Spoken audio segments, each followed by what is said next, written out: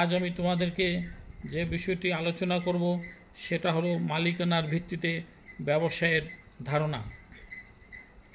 মানুষের বিভিন্নমুখী চাহিদা পূরণের জন্য যুগে যুগে বিভিন্ন ধরনের ব্যবসা সংগঠন গড়ে উঠেছে।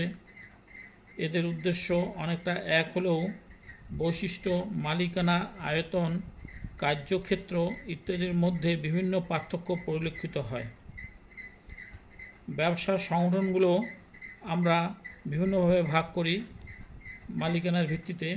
প্রথমটি হচ্ছে এক মালিকানা ব্যবসা, তারপরে হচ্ছে অংশীদারি ব্যবসা, তারপরে হচ্ছে যৌথ মূলধনী ব্যবসা, তারপরে হচ্ছে সমবায় সমিতি, তারপরে ব্যবসায়ী জোট, রাষ্ট্রীয় ব্যবসা ও সর্বশেষ হলো যৌথ উদ্যোগে ব্যবসা। আমি তোমাদের প্রথমে এক মালিকানা ব্যবসা সম্বন্ধে কিছু ধারণা দিব। একক মালিকানায় গঠিত, পরিচালিত ও নিয়ন্ত্রিত ব্যবসাকে এক মালিকানা ব্যবসা বলে। অর্থাৎ একক ব্যক্তির মালিকানায় ও তার লাভের উদ্দেশ্যে পরিচালিত ব্যবসায় হচ্ছে এক মালিকানা ব্যবসা।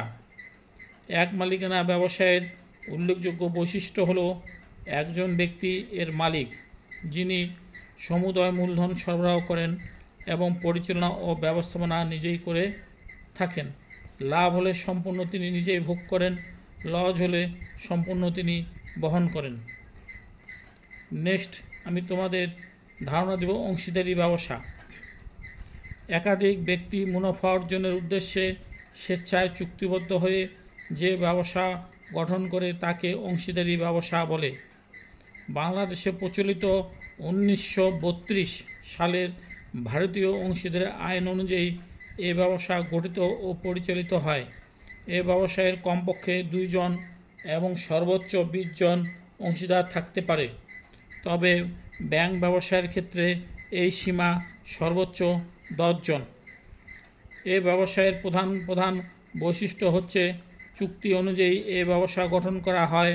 চুক্তি অনুযায়ী মূলধন সরবরাহ ও লাভ লোকসান বণ্টন করা হয়।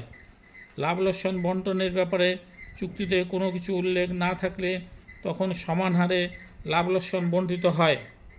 মোট কথা, চুক্তি ছাড়া এ ব্যবসা গঠন করা যায় না। এ চুক্তি মৌখিক অথবা লিখিত হতে পারে, তবে লিখিত চুক্তির আইনগত বৈধতা বেশি। অর্থাৎ অংশীদারি ব্যবসা চুক্তির উপর ভিত্তি করেই গঠিত হয়ে থাকে। নেক্সটে তোমাদের প্রাথমিক ধারণা দিব যৌথ মূলধনী ব্যবসা সম্বন্ধে। যৌথ মূলধনী ব্যবসা বা কোম্পানি হল আইন সৃষ্ট কৃত্রিম ব্যক্তি সত্তার অধিকারী এবং চিরন্তন অস্তিত্ব বৈশিষ্ট্য ব্যবসা প্রতিষ্ঠান, যেখানে কতিপয় ব্যক্তি মুনাফা অর্জনের উদ্দেশ্যে স্বেচ্ছায় যৌথভাবে মূলধন বিনিয়োগ করে। 1994 সালের কোম্পানি আইন অনুযায়ী এ ব্যবসা গঠিত, পরিচালিত ও নিয়ন্ত্রিত হয়। কোম্পানিকে প্রধানত 2 ভাগে বিভক্ত করা হয়, যথা পাবলিক লিমিটেড কোম্পানি এবং private limited company. Public limited কোম্পানির সদস্য সংখ্যা সর্বনিম্ন 7 জন এবং সর্বোচ্চ বিলিখিত শেয়ার সংখ্যা দ্বারা সীমাবদ্ধ। পক্ষান্তরে প্রাইভেট লিমিটেড কোম্পানির সদস্য সংখ্যা সর্বনিম্ন 2 জন এবং সর্বোচ্চ 50 জন হয়ে থাকে। যৌথ মূলধনী কোম্পানির মালিকানা হতে ব্যবস্থাপনা সম্পূর্ণ পৃথক। শেয়ার বিক্রয়ের মাধ্যমে শেয়ার মূলধন সংগ্রহ করে থাকে। নেক্সট তোমাদের ধারণা দেব সমবায় সমিতি। কতিপয় সমমনা ব্যক্তি সমবায় আইনের অধীনে তাদের পারস্পরিক অর্থনৈতিক কল্যাণার্থে যে সংগঠন গড়ে তোলে তাকে সমবায় সমিতি বলে। এটা মূলত সমাজের নিম্ন ও মধ্যবিত্ত মানুষের সংগঠন। সাধারণত একই এলাকায় বা পেশার সমশ্রেণীভুক্ত ব্যক্তিদের নিয়ে এরূপ সংগঠন গড়ে ওঠে। সমবায় সমিতি আইন 2001 ও সমবায় বিধিমালা 2004 অনুযায়ী বাংলাদেশের সমবায় সমিতিগুলো গঠিত, পরিচালিত ও নিয়ন্ত্রিত হয়। একটা ব্যবসা সমিতি গঠন করতে কমপক্ষে 10 সদস্য দরকার হয়। এ সমিতির মুখ্য উদ্দেশ্য হল সদস্যদের পারস্পরিক আর্থিক কল্যাণ সাধন, কেবল মুনাফা অর্জন মুখ্য উদ্দেশ্য নয়। আবারও বলছি, সমবায় সমিতির মুখ্য উদ্দেশ্য মুনাফা অর্জন নয়। সদস্যদের পারস্পরিক আর্থিক কল্যাণ সাধনই এর প্রধান উদ্দেশ্য। নেক্সট আমি তোমাদের ধারণা দেব ব্যবসায়ী জোট। পারস্পরিক ক্ষতিকর প্রতিযোগিতা বন্ধ করে আর্থিক মুনাফা অর্জনের উদ্দেশ্যে কতগুলো ব্যবসা প্রতিষ্ঠান মিলে কোনো জোটবদ্ধ হলে তাকে ব্যবসা জোট বলে। সদস্য প্রতিষ্ঠানগুলো প্রয়োজনে তাদের স্ব অস্তিত্ব বজায় রেখে অথবা বিলুপ্ত কারণে মাধ্যমে জোট গঠন করতে পারে।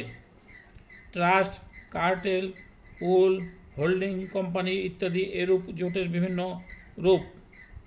এরূপ জোটের ফলে ব্যবসায়ীরা আর্থিকভাবে লাভবান হলেও এর বড় অসুবিধা হলো এর মাধ্যমে একচেটিয়া কারবারের উত্থান ঘটে, ফলে জনস্বার্থ মারাত্মকভাবে ক্ষুণ্ণ হয়। প্রতিযোগিতার পরিবেশ না থাকায় উৎপাদিত পণ্য সামগ্রী ও সেবার মান নিম্নমুখী হয়। নেক্সট তোমাদের ধারণা দেব রাষ্ট্রীয় ব্যবসা।